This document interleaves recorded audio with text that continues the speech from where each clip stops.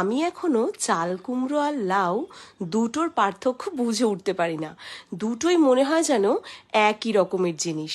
যাই হোক, একই রকমের দেখতে।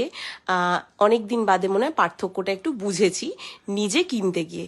যাই হোক, এবার হচ্ছে আসল কথা আসি, মা এসেছে। তো মা আসাতে অনেক দিন বাদে এই চাল কুমড়োটা দেখে আমার মনে পড়লো ছোটবেলায় মা এই রান্নাটা করে অনেকবার খাইয়েছে। সেটা হচ্ছে চাল কুমড়ো পুর ভরা, মানে পুর ভরা চাল কুমড়ো। তো যাই হোক, সেই পুরের মধ্যে হচ্ছে ছিল কি দিয়েছি মোটামুটি তোমরা সবাই জানো।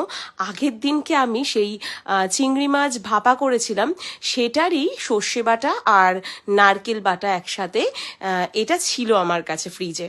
তো সেটা দিয়েই করে ফেললাম পুর ভরা চাল কুমড়ো।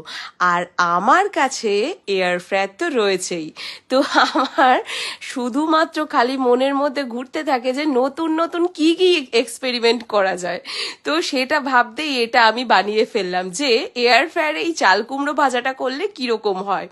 কারণ মাকে দেখেছি তেলে ভেজে দিত, আর এটা আমি সামান্য তেল মাখিয়ে তারপরে এটা এয়ার ফ্রায়ারে দিয়েছিলাম। তোমরা তেল মাখিয়েও দিতে পারো, না মাখিয়েও দিতে পারো। জিভে জল চলে এলো। যাই হোক, দুপুরবেলা খেয়েছি, রাত্রেবেলা খাইনি। দুপুরে খেয়েছি, সেই স্বাদ যেন এখনো মুখে লেগে রয়েছে। তোমরা কিন্তু অবশ্যই সবাই ট্রাই